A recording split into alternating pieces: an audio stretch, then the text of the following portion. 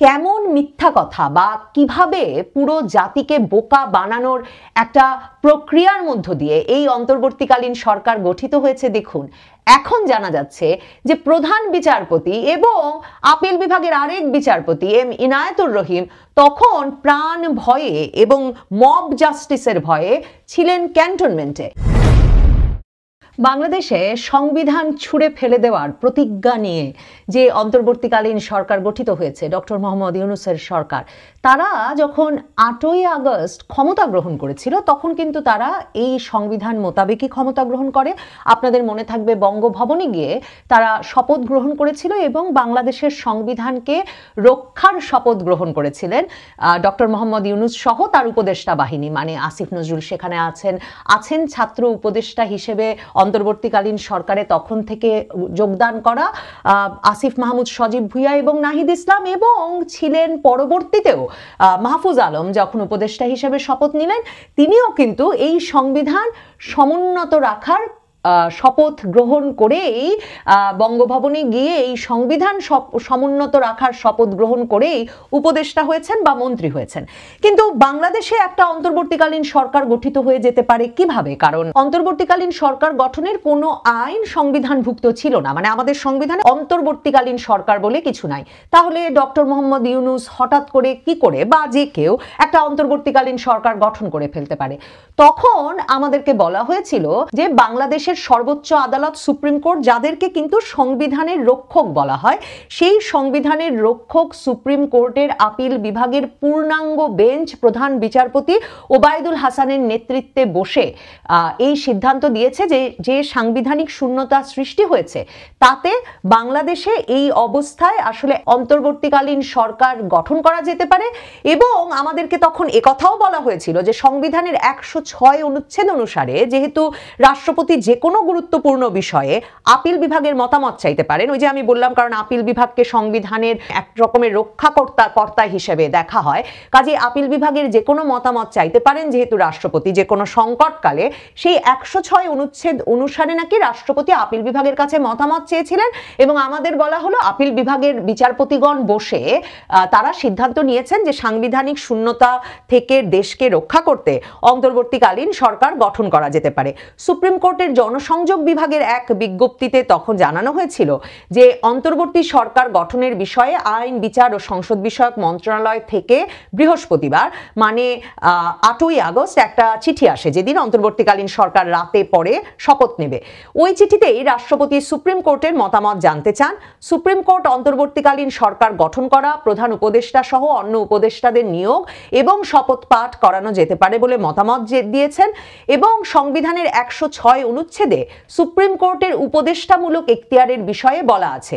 অনুচ্ছেদটি বলছে যে যদি কোনো সময়ে রাষ্ট্রপতির নিকট প্রতীয়মান হয় যে আইনের এরূপ কোনো প্রশ্ন উত্থাপিত হয়েছে বা উত্থাপনের সম্ভাবনা দেখা দিয়েছে যা এমন ধরনের ও এমন জনগুরুত্ব সম্পন্ন যে সেই সম্পর্কে সুপ্রিম কোর্টের মতামত গ্রহণ করা প্রয়োজন, তাহলে তিনি অর্থাৎ রাষ্ট্রপতি প্রশ্নটি আপিল বিভাগের বিবেচনার জন্য প্রেরণ করতে পারবেন এবং ওই বিভাগ স্বীয় বিবেচনায় উপযুক্ত শুনানির পর প্রশ্নটি সম্পর্কে রাষ্ট্রপতিকে স্বীয় মতামত জ্ঞাপন করতে পারবেন।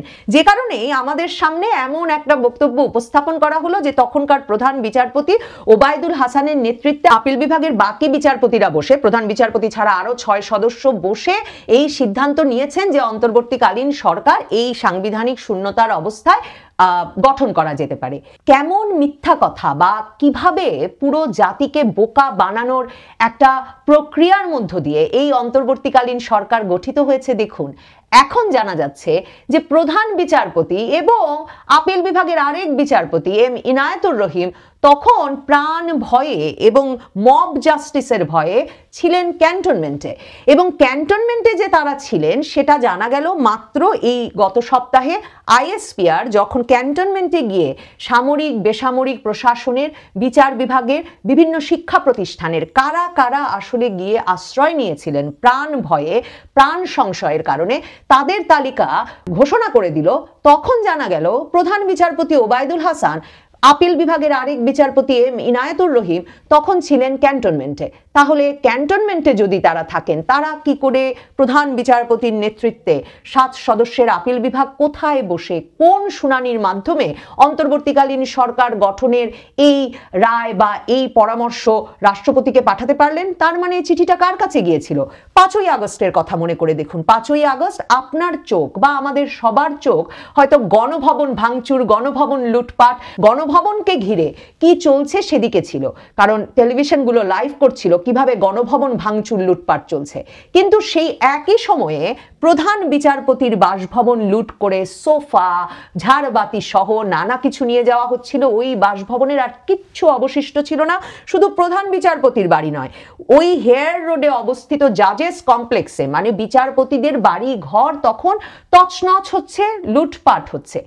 এবং এখন জানা যাচ্ছে, মানে তখন আমরা জানি যে এই বিচারপতিদের কেউ তাদের পরিবার পরিজন সহ তখন বাড়িতে থাকতে পারেন নাই, কারণ এরই মধ্যে গণ অভ্যুত্থানে নেতৃত্ব দেওয়া পক্ষ, বিজয়ী পক্ষ, তারা ঢুকে গেছে, বিচারপতিদের বাড়ি ভাঙচুর করছে, লুটপাট করছে। বুঝতেই পারছেন ওই বাড়িতে যদি কোনো বাসিন্দা উপস্থিত থাকতেন তাহলে তাদের কি অবস্থা হতো। কাজে এদের কেউ কেউ প্রধান বিচারপতি সহ গিয়ে উপস্থিত হয়েছিলেন সেনাবাহিনীর কাছে ক্যান্টনমেন্টে নিরাপদ আশ্রয়ের জন্য। এবং আইএসপিআর এর তরফে এখন বলা হচ্ছে যে তখন ব্যক্তির পরিচয়ের চেয়ে অনেক গুরুত্বপূর্ণ তাদের কাছে মনে হয়েছে যে বিশৃঙ্খলা, সহিংসতা, মব জাস্টিস চলছে, তা থেকে রক্ষা করা, এদের প্রাণ বাঁচানো। তো প্রাণ বাঁচানোর জন্য যে প্রধান বিচারপতি তখন সেনানিবাসের ভেতর, সেই প্রধান বিচারপতি বা আপিল বিভাগের বিচারপতিরা কি করে আপনাকে এ ধরনের গুরুত্বপূর্ণ মতামত দেবেন? মজা দেখুন, কি মজা সাজিয়েছেন এই অন্তর্বর্তীকালীন সরকার। মানে একদিকে তাদের মন চেয়েছে তারা সংবিধান অনুযায়ী শপথ নিয়ে ফেলবেন, মানে শপথ নিয়ে ফেললে দেশের ক্ষমতাটা নিয়ে নেওয়া যায়, কাজে সে সময় সংবিধান নিয়ে কোনো সমস্যা করছেন না। কিন্তু 5ই আগস্ট থেকে মব দিয়ে দখল করে রেখেছেন প্রধান বিচারপতির বাসভবন এবং বলে দিয়েছে আন্দোলন চলছে যে প্রধান বিচারপতি সহ আপিল বিভাগের সব বিচারপতিদের পদত্যাগ করতে হবে। এরই মধ্যে এই আপিল বিভাগের বিচারপতিদের পরামর্শক্রমে শান্তিতে নোবেল বিজয়ী ডক্টর মোহাম্মদ ইউনূস এবং তার উপদেষ্টা বাহিনী তারা ক্ষমতা নিয়ে নিলেন। ক্ষমতা নেওয়ার পরের দিন 9ই আগস্ট থেকে আবারও উত্তাল আন্দোলন শুরু হলো যে প্রধান বিচারপতি সহ আপিল বিভাগের সব বিচারপতিদের এখনই পদত্যাগ করতে হবে। কে নেতৃত্ব দিচ্ছেন সেই আন্দোলনেরও নেতৃত্ব দিচ্ছেন প্রধান উপদেষ্টা ডক্টর মোহাম্মদ ইউনূসের মববাজির নেতৃত্ব দেওয়া নেতা সারা বাংলাদেশে তখন আমরা সবে এসবের মাধ্যমে চিনতে শুরু করলাম, হাসনাত আব্দুল্লাহ তখন সুপ্রিম কোর্টের সামনে, আদালতের সামনে গিয়ে বলেছেন প্রধান বিচারপতি সহ আপিল বিভাগের বিচারপতিদের এক্ষুনি পদত্যাগ করতে হবে, কারণ প্রধান বিচারপতি ওবায়দুল হাসান সহ আপিল বিভাগের বিচারপতিদের আর তো কোনো কাজ বাকি থাকে না।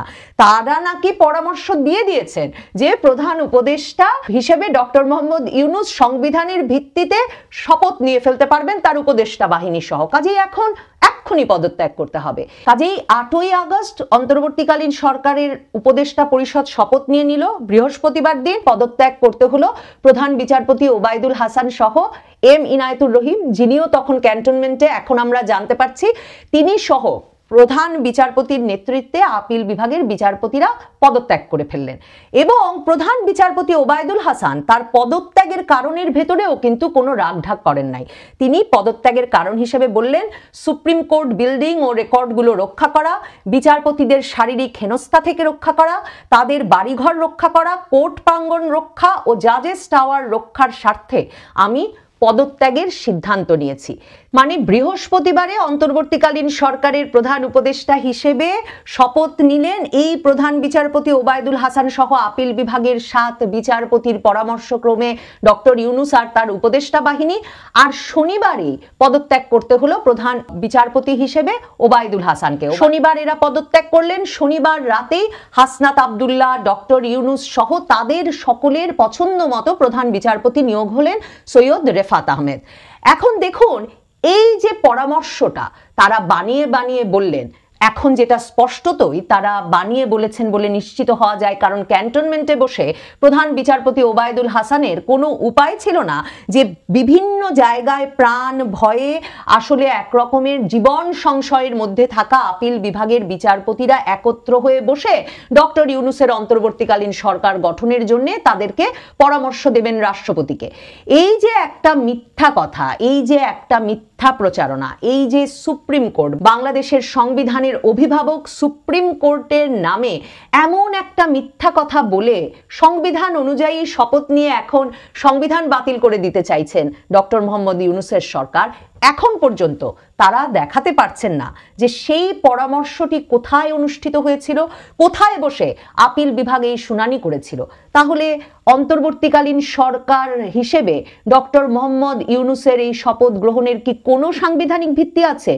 কোনো সাংবিধানিক ভিত্তি বা বৈধতা কি আছে অন্তর্বর্তীকালীন সরকার হিসেবে ডক্টর মোহাম্মদ ইউনূসের প্রধান উপদেষ্টা পদে থাকার, বাংলাদেশের সরকার প্রধান হিসেবে তার এই পদে থাকার, বা যে মন্ত্রিসভা তিনি গঠন করেছেন তাদের কারো কি কোনো রকম বৈধতা থাকে? এই বৈধতার প্রশ্ন হয়তো এখন গায়ের জোরে মসনাদে বসে থাকবার কারণে ডক্টর মোহাম্মদ ইউনূসকে জিজ্ঞেস করা সম্ভব নয়, এবং এখন হয়তো এর কোনো প্রতিকার আসলে উচ্চ আদালত থেকেও আনা সম্ভব নয়, কারণ উচ্চ আদালতটিও তারা পুনর্গঠন করে নিয়েছেন একেবারে তাদের মন মতো। কিন্তু এর প্রতিকার, এর উত্তর বাংলাদেশের আইন আদালত কি কখনো চাইবে না? সংবিধানে বৈধতা ছাড়া যা যা তারা করছেন, একটা সাংবিধানিক ভিত্তিহীন অবৈধ সরকার, যাকে তাদের প্রিয়জন, তাদের অনেকের তাত্ত্বিক গুরু ফারহাদ মাজহারও অবৈধ সরকার হিসেবে অভিহিত করে, সেই সরকারটি, তাদেরকে কি এই প্রশ্নের উত্তর দিতে হবে না যে কিসের ভিত্তিতে তারা এই সরকার গঠন করলেন? অনেক আইন বিশেষজ্ঞ বলছেন তাদেরকে উত্তর দিতে হবে তারা কেন জনগণের সাথে এই জালিয়াতি করতে গেলেন, এই ফ্রডুলেন্ট কাজটি করতে গেলেন, কেন তারা পুরো জাতির সঙ্গে মিথ্যা কথা বললেন যে বাংলাদেশের সর্বোচ্চ আদালতের বিচারপতিরা বসে একটা শুনানি পরিচালনা করে বা পরামর্শক্রমে রাষ্ট্রপতিকে পরামর্শ দিয়েছিলেন এবং তার ভিত্তিতেই এই সরকারটি গঠিত হয়েছিল। এই মিথ্যা, এই জালিয়াতির কাজটি, এই ফ্রডুলেন্ট কাজের জন্য তাদেরকে আইনের আওতায়, ফৌজদারি আইনের আওতায় আনা যায় বলেও অনেক আইন বিশেষজ্ঞ মনে করেন।